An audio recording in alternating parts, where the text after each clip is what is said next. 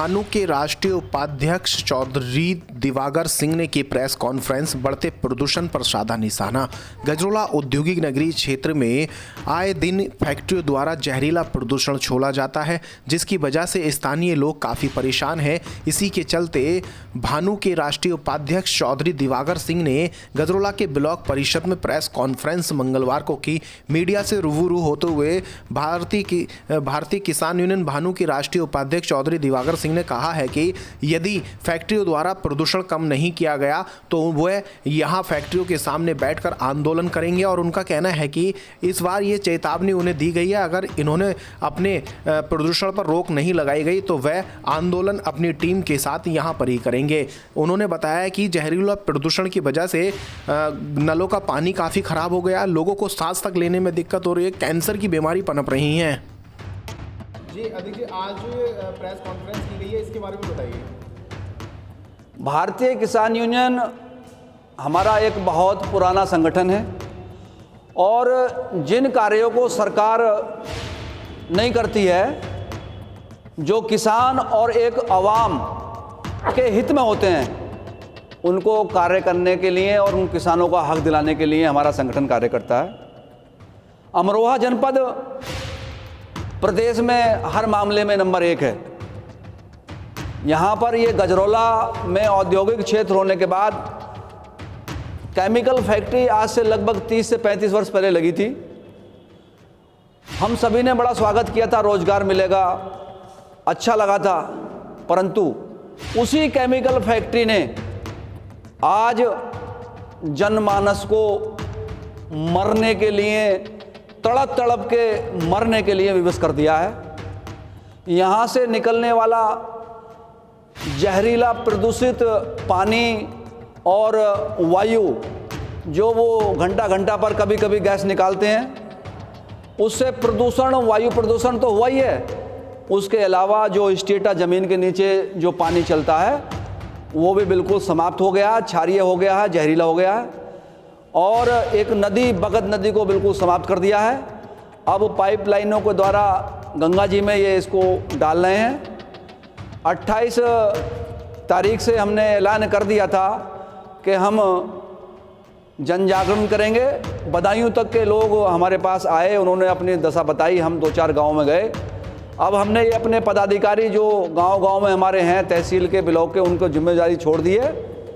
वो 1 महीने तक प्रत्येक गांव में इस चीज़ों को देखेंगे, डाटा कलेक्ट करने के बाद हमने एक पत्र जो क्षेत्रीय बोर्ड प्रदूषण व एनजीटी के लिए भेज दिया है, उन्हें रजिस्ट्री कर दी है। उसके बाद इसकी लड़ाई आंदोलन के जरिए भी होगी। पहले हम सरकार या जो बोर्ड जिम्मेवार लोग हैं उनको सबको इत्तला दे रहे हैं अपने पत्र के माध्यम से कि यहाँ ये दिखते हैं। इस जहरीले पानी और प्रदूषण से लोग कैंसर, लीवर, खुजली और कोढ़ जैसी बीमारियों से तड़प तड़प के मरने के लिए विवश हैं। रोजाना हजारों गाँवों में सैकड़ों मौतें होती हैं। प्रजनन क्षमता पशुओं में, पक्षियों में, यहाँ तक के व्यक्तियों में भी जो है समाप्त हो गई है। इन सब चीज़ों के लिए आज हमने ये एक संदेश पहुँचाने के लिए आपके पास आए हैं और सभी से इसमें गुजारिश करेंगे कि अपना सहयोग करें और इस जनमानस को बचाने के लिए इस यज्ञ में भाग लें। यह बहुत कार्य पूर्ण का होगा, इसी के लिए आज यहाँ आए। प्रशासनिक अधिकारियों की माने सबको बताया जुबिलेंट सबसे ज़्यादा जहरीला प्रदूषण छोड़ती है, इसके बावजूद सबसे ऊंचे अधिकारी इसमें आके रुकते हैं, उसमें क्या करें? हम लगभग 55 वर्ष के हो गए हैं और 16 फरवरी 1987 से जब पहली बार यहाँ गोलीकांड हुआ था, जिसमें मेरे गांव के, मेरे रिश्ते के दादा रामचरण सिंह की गोली लगी थी, उसी दिन से हम संगठन में सक्रिय हैं। और हमने यहाँ देखा है कि सरकार किसी की भी रही हो, केवल प्यादे बदलते हैं।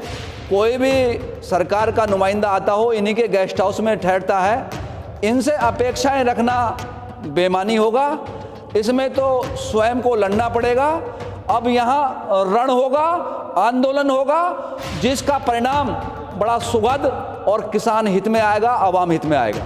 रात के समय में लोग सो जाते हैं और 12 बजे के बाद बहुत जहरीली गैस छोड़ी जाती है। इसका परिणाम आप खुद रात में देख सकते हैं। ऐसा हो जाता है जैसे कोहरा छाया हुआ हो, लेकिन उसमें बहुत लोगों को सांस तक लेने में दिक्कत होती है। उदाहरण के तौर पे सैफी नगर है, यहाँ पर कुछ लोग भी बीमार हुए थे उस जहरीली गैस से। वास्तव में आपका प्रश्न वाजिब है। उस गैस को ये जब अधिक कोहरा आता है, दिन में भी कभी कभी उतनी जहरीली गैस होती है कि उस प्लांट को ये मात्र 1 या 2 घंटे के लिए चलाते हैं चोरी से, और उससे जो केमिकल बनता है हमारे संज्ञान में यह आया है, क्योंकि एक इंजीनियर लाइन से हैं हम भी, उसकी हमने सैंपलिंग मंगाई है और वीडियो भी हमारे पे कुछ साक्ष्य हम इकट्ठा कर रहे हैं, जो अगली पीसी में हम साक्ष्य भी आप लोगों को देंगे। तो वो इतनी जहरीली गैस है, यदि वो थोड़ी सी भी डायरेक्ट किसी के नाक में चली गई तो उसको फिर दोबारा से जीवित नहीं बच सकता वो, और कितने ही लोग हमारे यहाँ अंदर जिंदा दफन हो चुके हैं। इसी के खिलाफ ये मुहिम है। आप सबका इसमें हम सहयोग चाहते हैं, इसको सही कराने के लिए। तो ऐसा लगता है कि बीच में पहले भी कुछ लोगों ने इस तरह की बातें उठाई हैं, तो निश्चित तौर से वो किसी ना किसी तरह से ओबलाइज हुए हैं। ये समय बताएगा कि यहाँ आने वाले समय में इस ठौर ठिकाने पे कितने लोग अपने दीन ईमान पे टिक पाएंगे और जनमानस का भला करा पाएंगे। न्यूजीलैंड द्वारा लगभग कागजों में नाईपुरे के लोगों को 7 करोड़ रुपए साल का दिया जाता है, तब उन लोगों को 1 रुपया नहीं। ऐसा एक मैसेज सोशल मीडिया पर वायरल है। हमें तो आज तक इस की जानकारी नहीं थी, आपने बताया है।